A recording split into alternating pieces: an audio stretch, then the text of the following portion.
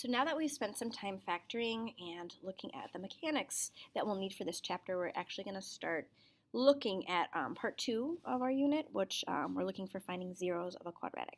So we'll start with some review. Can you factor the following quadratics? So we've learned a few different ways to factor. We'll start with x squared plus 10x plus 24. This one we can put in a box and circle.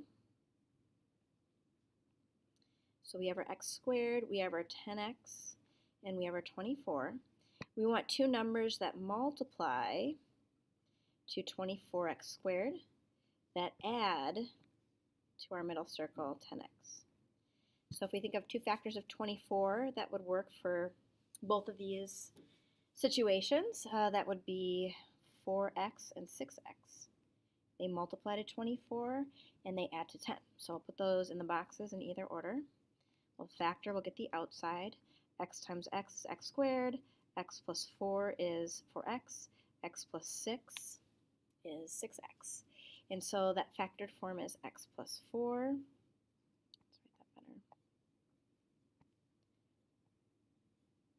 And x plus 6. So those two things multiply to x squared plus 10x plus 4. All right, let's try the next one. If you notice, it's difference of squares. You can use box and circle, but difference of squares, we'll take the square root of x squared, that's x. We'll put a plus and a minus, and then the square root of 25 is 5.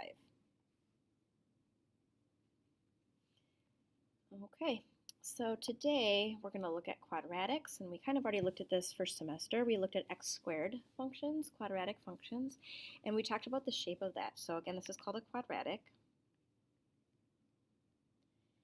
And we also call them parabolas.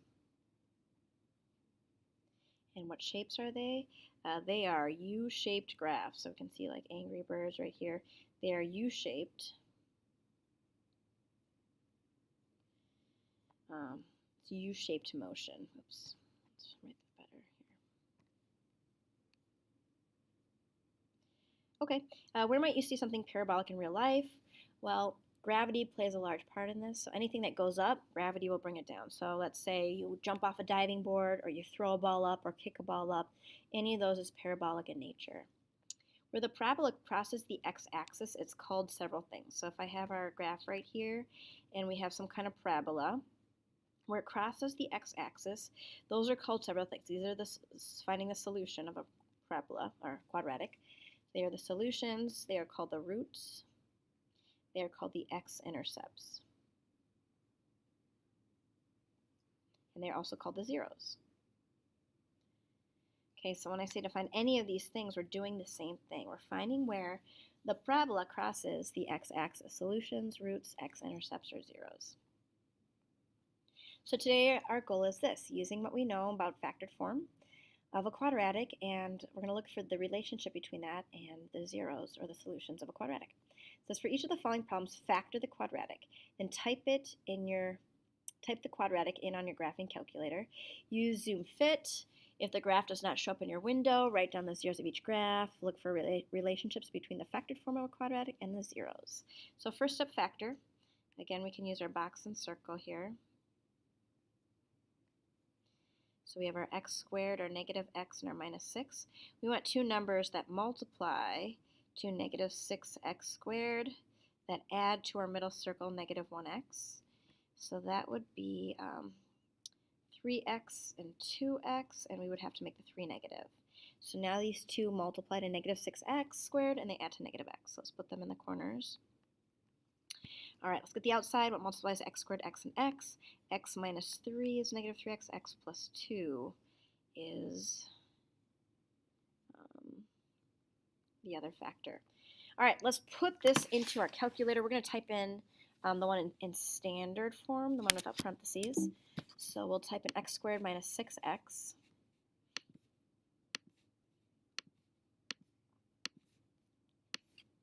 Minus 6. Oh, x squared minus x minus 6, not 6x. All right, we're looking for the zeros. There's two of them here. One looks like it's at negative 2, and one looks like it's at positive 3. So let's write those down. At negative 2, and positive 3. Is there a y-intercept somewhere here? Oops, that's the wrong thing. The y-intercept's like negative 6.67. Y-intercept's at negative 6. All right, so if we sketch our graph,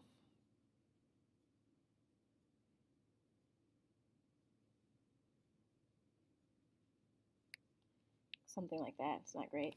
Okay, so here's our sketch, and then let's write in the zeros. So the zeros are these points right here where they cross the x-axis, and they're at x equals negative 2 and x equals 3. All right, let's do this a few more times and see what we notice about the factors and the zeros of the graph.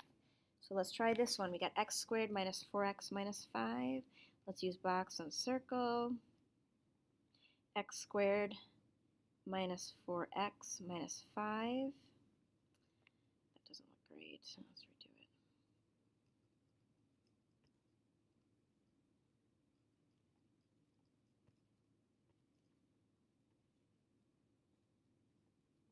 All right, we want two things that multiply to negative 5x squared that add to negative 4x.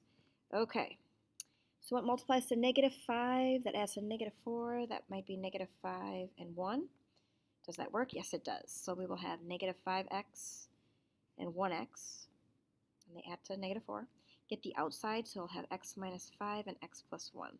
So factored form is x minus 5 and x plus 1. All right, let's type in the equation on our calculator, the x squared minus 4x minus 5.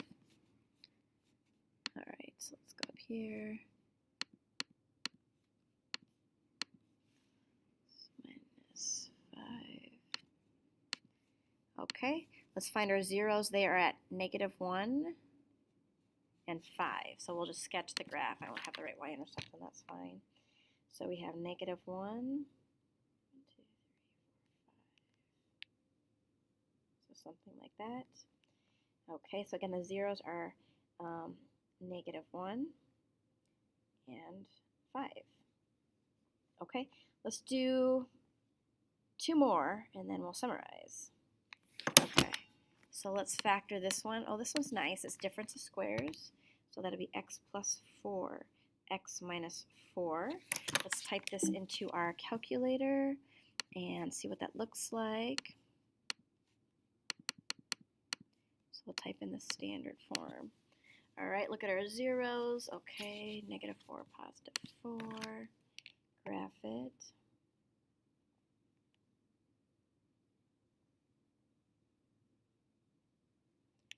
Okay, and then one last one. Oh, here are zeros. Okay, so we have negative 2x squared plus 10x. This one we can pull out a greatest common factor. Let's pull out the negative 2, divide each of these by negative 2 and write what's left. So we'll have x squared minus 5. Oh, we could pull out a 2x. Okay, so let's redo that. All right, so let's pull out a negative 2x from each of these. So here, pull out the negative 2x, and we have x minus 5. All right, let's see what the zeros are for this one when we graph it.